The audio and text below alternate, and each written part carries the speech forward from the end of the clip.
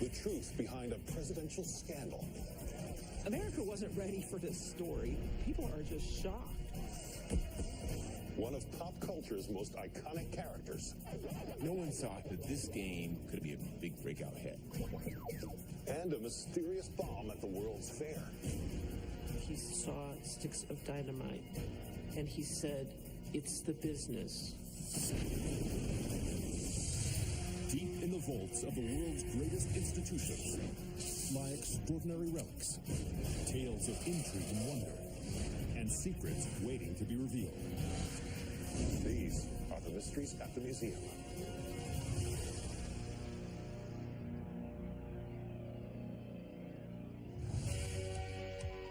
In the foothills of the Swiss Alps is the spectacular region of Uri.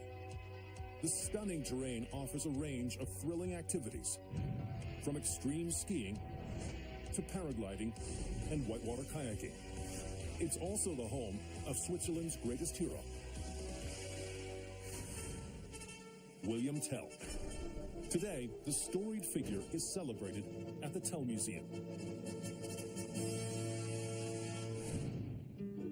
This Gothic institution showcases countless treasures, including stained glass windows depicting the famous marksman, centuries-old texts chronicling the hero's history, and the score of the much-loved William Tell Overture.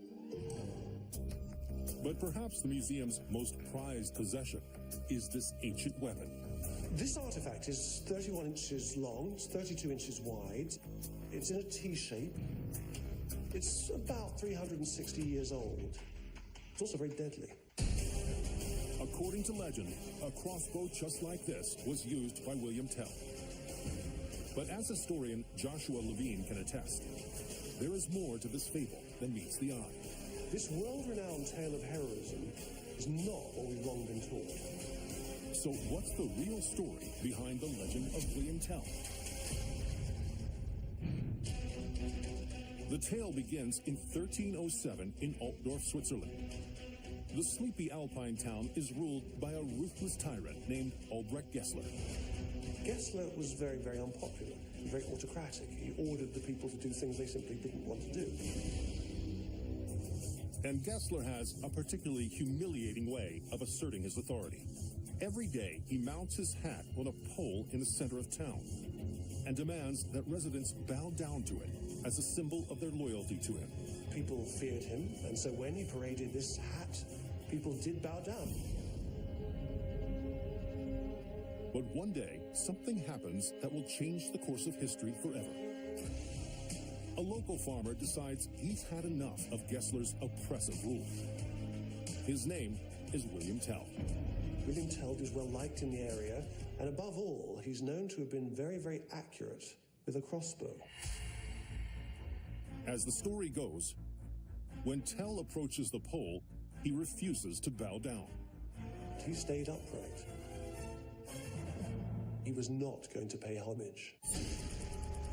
Gessler is furious. He decides to punish Tell in the cruelest way possible.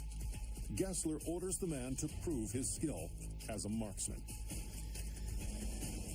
on his own son. He ordered that an apple be placed on the head of William Tell's son, and that William Tell walk 120 paces away, turn, and fire his crossbow at the apple. It seems like an impossible feat. Yet Tell is determined to stand up to Gessler, and so he agrees. William Tell would have been terrified. This was as dangerous as anything he had ever done in his life. He risked killing his own son. Tell aims, holds his breath, and takes his shot. And the son was safe. Everybody was relieved.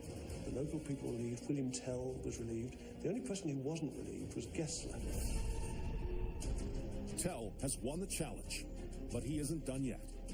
In a stunning act of revenge, he turns his crossbow on Gessler. William Tell shot him with his crossbow. With the death of the tyrant, William Tell rallies the surrounding regions to throw off the shackles of tyrannical rule and form a new country. According to legend, this is how the nation of Switzerland is created. William Tell goes down in history as the father of the nation. Everybody in Switzerland grows up knowing the story of William Tell. It's a bedtime story, it's taught in schools, it's absolutely everywhere. But there's more to this epic tale of rebellion than most people think. Centuries later, historians make a shocking discovery about the Swiss marksman. In the late 1980s, an historian named Jean-Francois Bergier sets out to write the definitive biography of William Tell. Bergier pores over the evidence detailing the uprising in the early 1300s. But as he digs deep, he finds something troubling. There's no mention whatsoever of William Tell. Bergier is perplexed.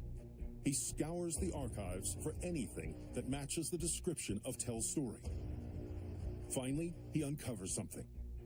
But it's not from 1307, and it's not from Switzerland.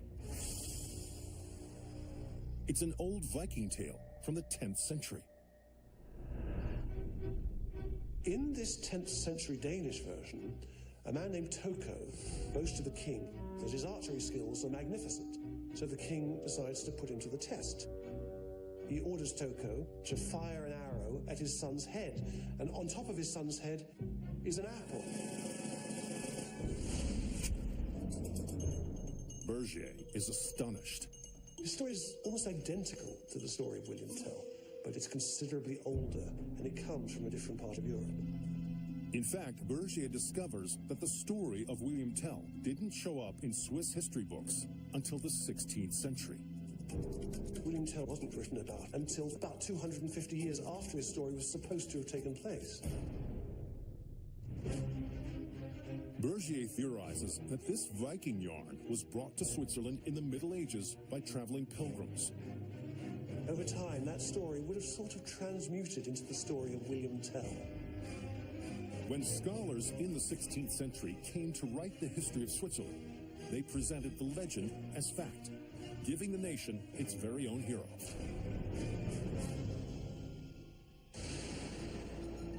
Today, this ancient crossbow remains at the Tell Museum. It represents the legendary hero, who remains an undying symbol of Swiss pride. The city of Marion, Ohio, once produced more popcorn than anywhere else in the United States. To celebrate its famous export, the self-proclaimed popcorn capital of the world hosts a festival that attracts nearly 250,000 visitors each year. And the region's rich history is celebrated at the Marion County Historical Society. The items on display include an antique popcorn wagon, a taxidermied draft horse once owned by the family of Napoleon Bonaparte, and a trophy awarded to the 1938 Miss America. But there's one object here that speaks to a more sordid chapter in local history. The artifact is 6x9. It contains 440 pages. It has gilded lettering on the front in great big swooping cursive. On the bottom it says, by Nan Britton. According to museum director Gail Martin, this volume exposed a scandal that went all the way to the Oval Office. It was one of the tawdriest tales in American presidential history.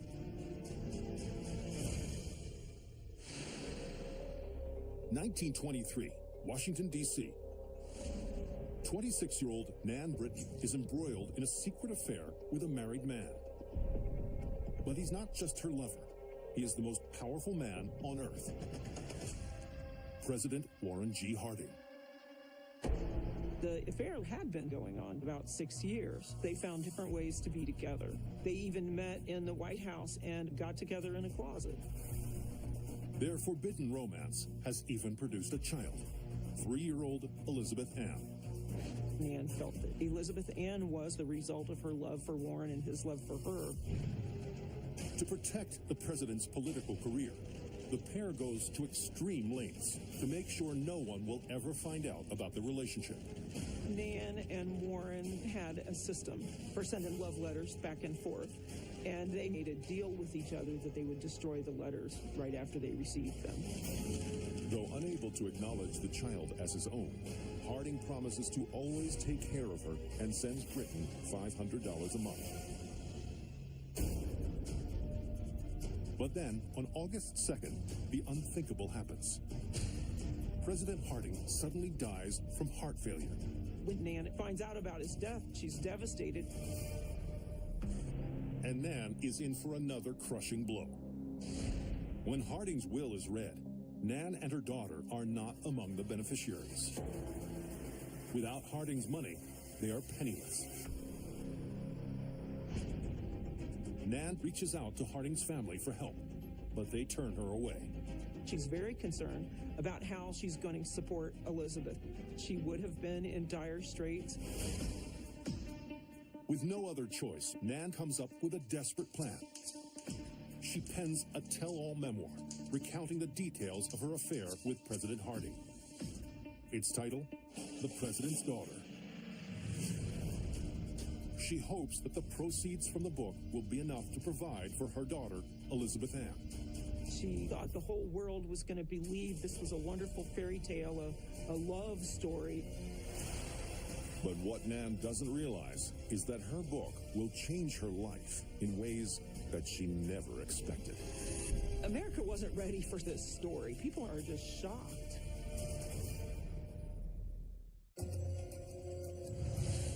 It's 1927. 30-year-old Nan Britton is the mother of President Warren Harding's illegitimate child. But when the president suddenly dies, Nan and her daughter are left penniless. Determined to support her child, Nan releases a tell-all memoir about the secret affair. So what will the public think of Nan Britton's scandalous claim? The President's Daughter quickly becomes a bestseller with over 90,000 copies sold, earning its author enough money to support her daughter.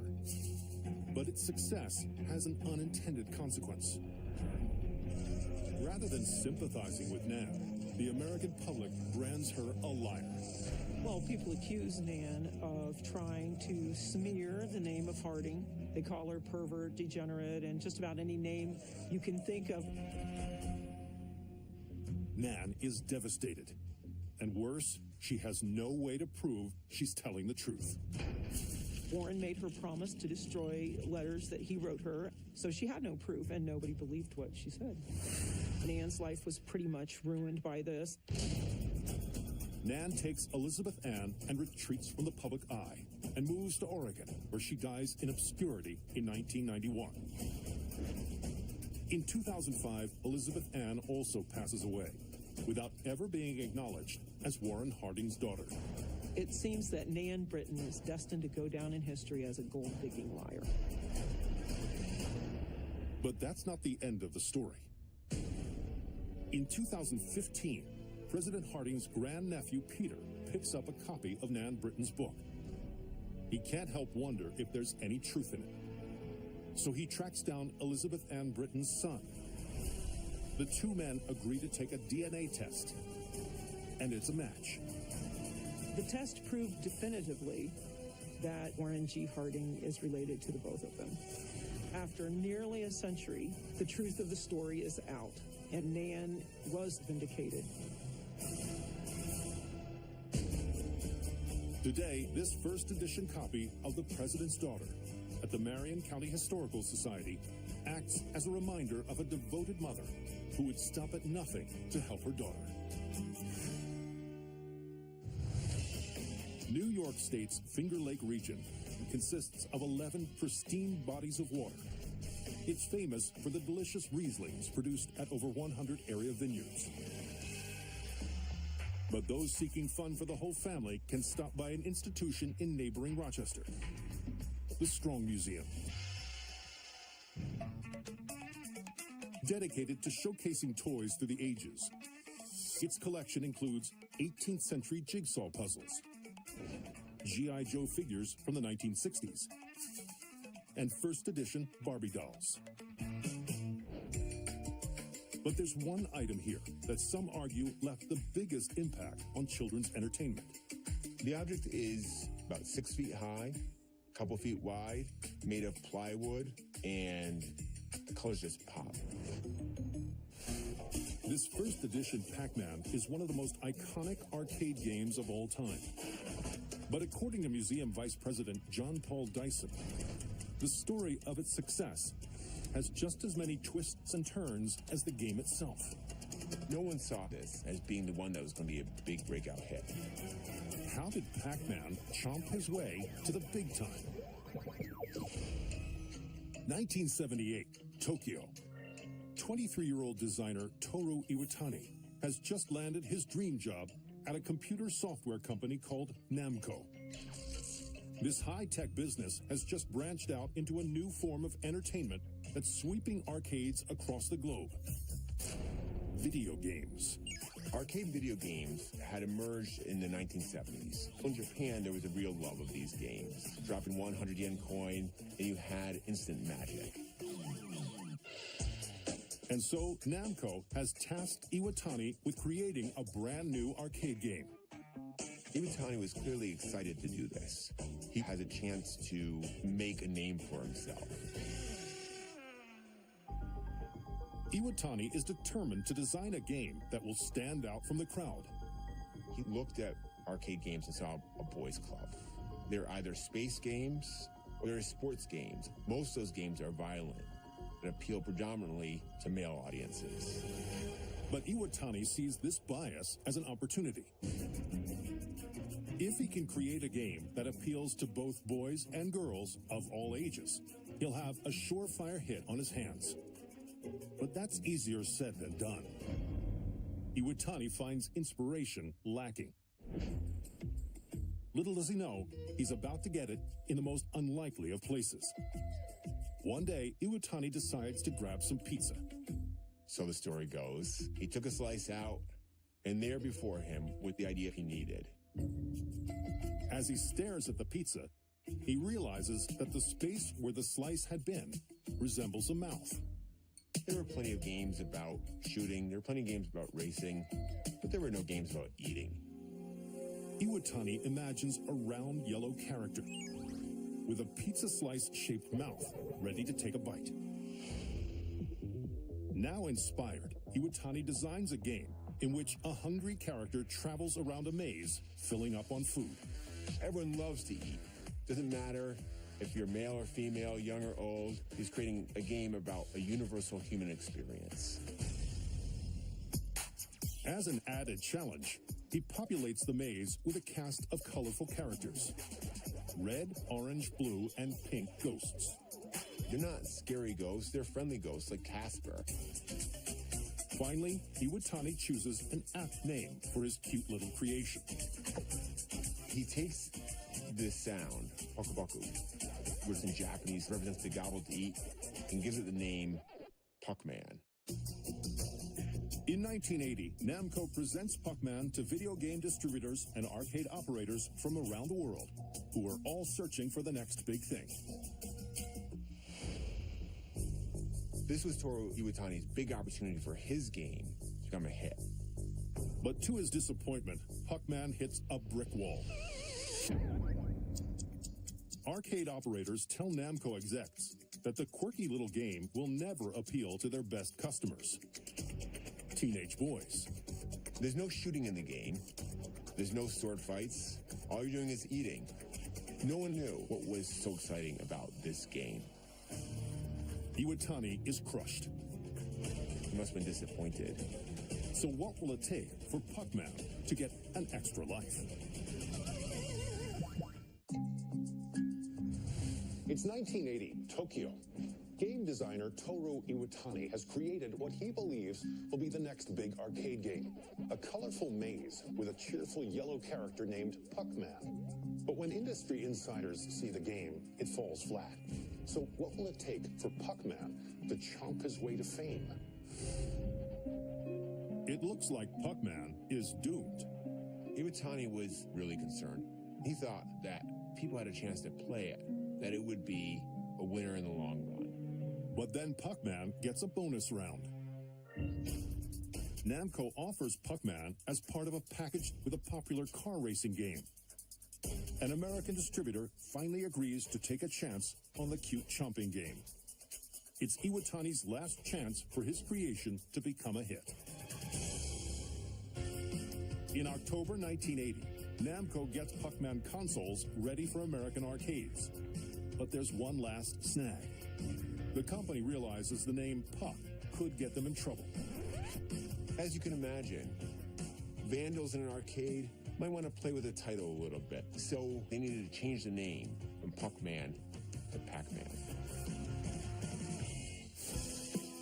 When Pac-Man consoles show up in arcades across America, game fans of all ages, boys and girls alike, instantly fall in love with the yellow chomping character.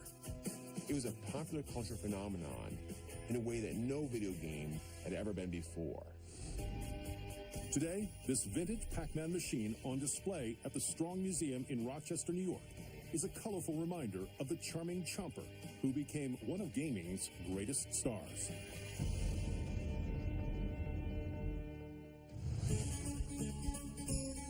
In the foothills of the stunning Appalachians is the city of Martins Ferry, Ohio. This picturesque community holds the distinction of being the oldest settlement in the state. And charged with preserving the region's rich history is the Sedgwick House Museum. Its collection includes a Martins Ferry flag that flew on the Space Shuttle Columbia, 19th century medicine bottles that belonged to the city's first doctor, and 3D glasses from the early 20th century. But amid these celebratory objects is one artifact linked to the most harrowing event in the area's history. It's encased in a frame that's 18 by 12 inches. It is made out of white beige linen, and it's extremely delicate. According to museum president Thomas N. Thomas, this bonnet was worn by a daring heroine who risked her life to save her town. The survival of the community was on her shoulders. It's September 1782 in the Ohio Valley. The Revolutionary War is in its final throes. But in the town of Wheeling, the conflict rumbles on. The small community is under constant threat of attack from a rogue band of British soldiers and their Native American allies. Their only defense is a garrison of around 20 armed residents stationed in a wooden fort at the center of town. They were on guard 24 hours a day because there was always a danger of attack. Commanding the group is Colonel Ebenezer Zane. Ebenezer was the leader. He was very strong and courageous. Every day, Ebenezer drills his troops on the art of defense. Among them is Ebenezer's teenage sister, Betty. Betty Zane was willing to do whatever was necessary to help in the community. On September 11th, 1782, Ebenezer's worst fears are realized. An army of 50 British Redcoats, aided by 250 Native American warriors, are advancing on the outskirts of town. Terrified residents barricade themselves in the fort. The defenders of the fort were greatly outnumbered.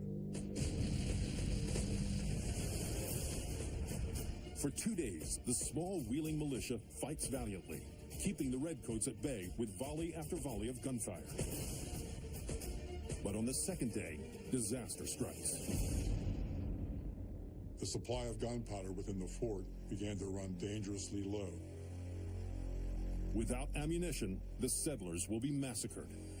This was a life or death situation. But then, Ebenezer remembers something. There is one last keg of gunpowder hidden in a cabin 60 yards outside of the fort. It's their only hope. Betty's brother says, "Who will go and bring back the powder?" And Betty says, "I will."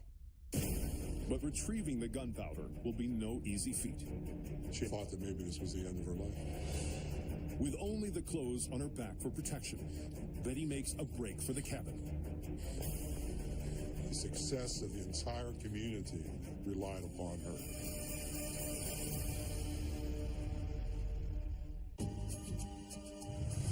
It's 1782 in the Ohio Valley.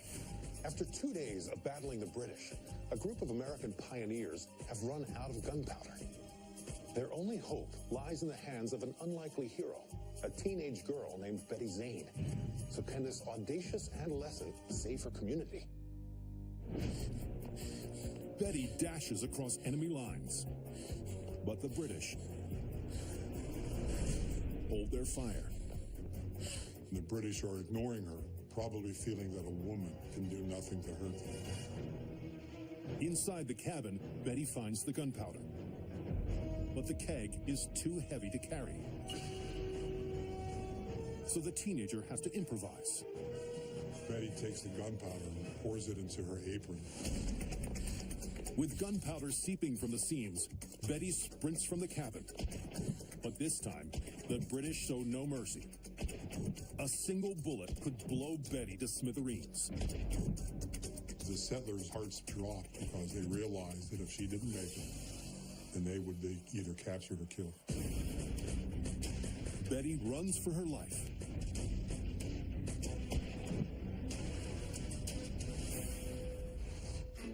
Incredibly, she evades the gunfire and finally stumbles into the safety of the fort. The Patriots reload their guns and launch a devastating counterattack. The fight continued successfully until the next day when the enemy withdrew. In the months that follow, British forces retreat across the nation, officially ending the war. The settlers' victory at Fort Henry becomes known as the last battle of the Revolution. And today, Betty Zane's bonnet at the Sedgwick House Museum recalls the fearless young woman who saved a community and inspired a nation. Queens, New York is known for its incredible ethnic diversity. Residents hail from more than 120 countries and speak more than 135 languages, leading it to be called the world's borough. And reflecting this rich cultural heritage is the Queens Museum. Its collection features Tiffany lamps from the early 20th century, a 540-square-foot map of the local water supply system, and a panoramic model of the Big Apple. But tucked away in the archives is a much smaller object that speaks to one of the darkest chapters in the city's history. It's about 1.5 inches across. It says New York World's Fair 1939, and it looks like it has been damaged. According to curator Louise Weinberg, this artifact is linked to an explosive act of terror that rocked New York City to its core. This badge should be a reminder of a great event, but it's also a reminder of a great tragedy. How is this pin connected to a long-forgotten attack on American soil?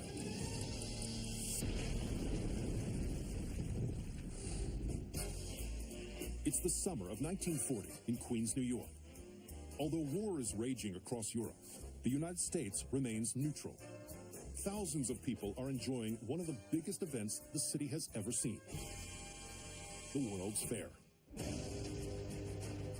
The World's Fair was a huge event that captured people's imagination. It was larger than life. Among the attractions are 22 international pavilions. Each one showcases a nation's cultural heritage.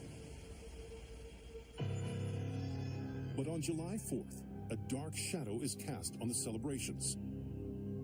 At the British Pavilion, a switchboard operator receives an anonymous phone call from a man with a heavy German accent.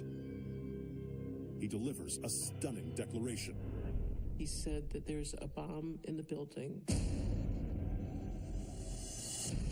Fair employees search the exhibit. Sure enough, a suspicious satchel is discovered in the pavilion's ventilation room. And it's ticking. The satchel is carefully removed and transported to the edge of the fair. Within minutes, the NYPD bomb squad arrives on the scene. Leading the operation are detectives Joseph Lynch and Ferdinand Soka. They were both very dedicated to their jobs and were well liked by their peers. The detectives carefully cut a small hole in the bag with a pocket knife and peer through the gap. Lynch saw sticks of dynamite, and he said, "It's the business," meaning that it was a live bomb. Lynch and Soga prepared to defuse the device. But then, tragedy strikes.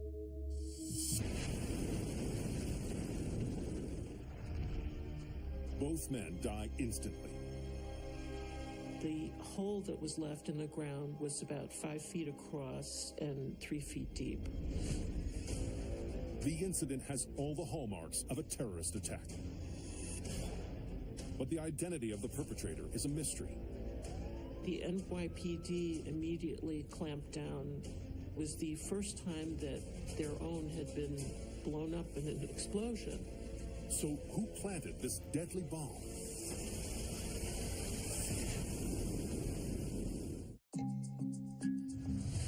It's 1940 in Queens, New York. A bomb has just exploded at the World's Fair, killing 2 police officers.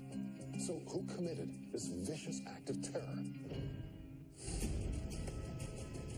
In the wake of the explosion, the authorities mount a massive investigation. And when they search the British Pavilion, they find their first clue. They discovered a Nazi flag in the ventilation room. Suspicion lands on a pro-Nazi organization known for their political activism, the German-American Bund. The German-American Bund supported the goals of Hitler in this country. They marched down the city streets. They met at Madison Square Garden. They were very active. And the target of the bombing leaves the police in little doubt. The bomb was planted in the British Pavilion. It would be natural to think that it was a German bomber because they were at war. The police interrogate the region's most outspoken Nazi sympathizers. But even after questioning more than 150 suspects, they're still no closer to pinning the attack on the German-American Bund. They can't connect any of the organization's members to the explosion. There was no evidence to link them to the crime. And after a huge investigation, it was never solved.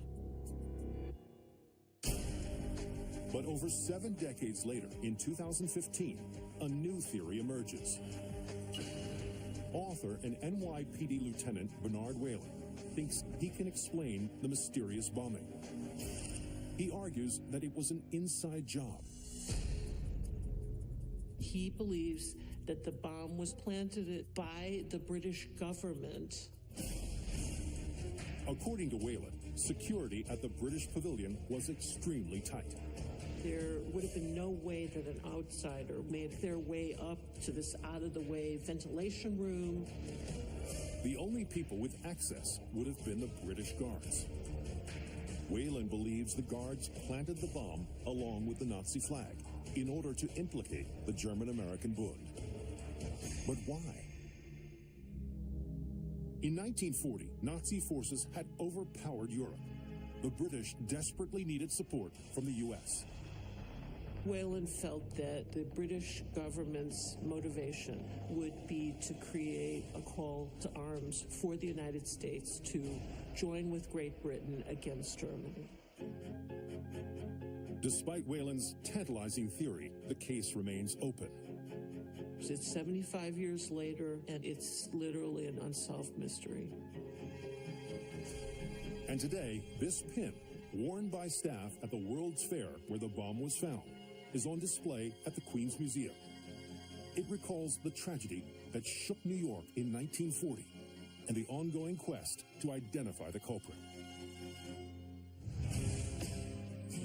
The Oregon State Hospital in Salem served as the setting for the 1975 Oscar-winning film One Flew Over the Cuckoo's Nest. Today, it's the site of the Museum of Mental Health. Its halls explore the history of psychiatric treatment. On display are artifacts such as a vintage operating table, an electroshock therapy machine, and a well-worn straitjacket. And among these morbid relics is an exhibit linked to one of the darkest chapters in the region's history. It's about 10 feet by 10 feet, has a small dresser and a bed with a blanket that says Oregon State Hospital on it.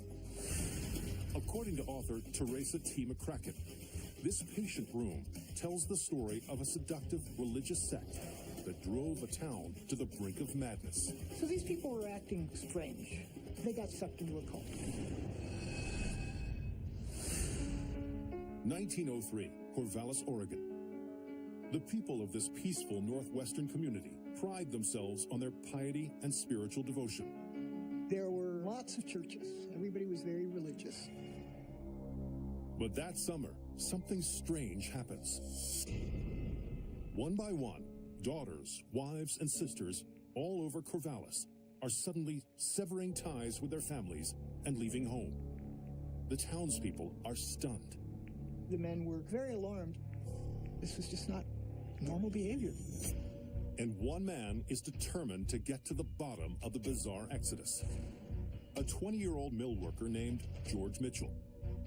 George's younger sister, Esther, has recently fled the Mitchell household.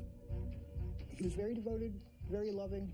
Family was very important to him, and he was concerned about his sister. George investigates the disappearances.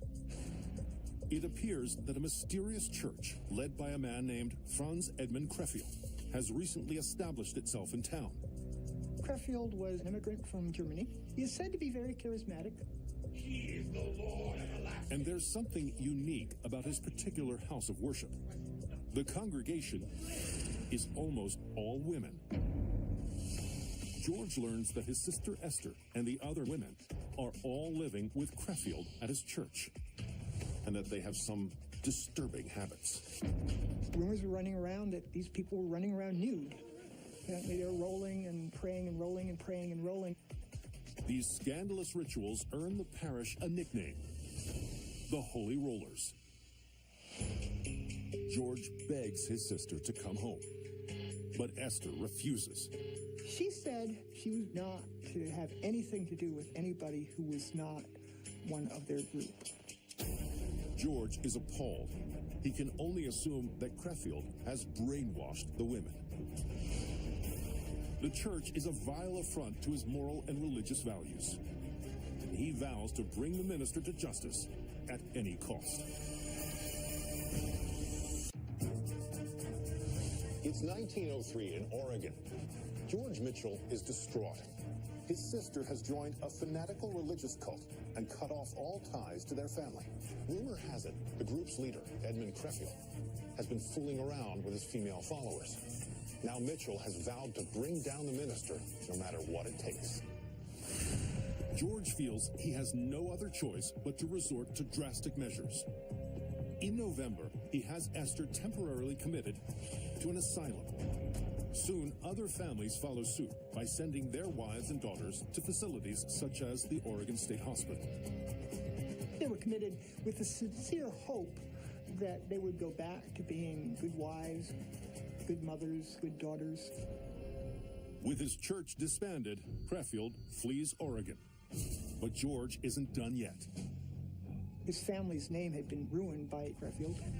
George tracks Crefeld down to Seattle, where he takes his revenge and shoots the cult leader dead. But even in death, the minister's influence over the Holy Rollers persists.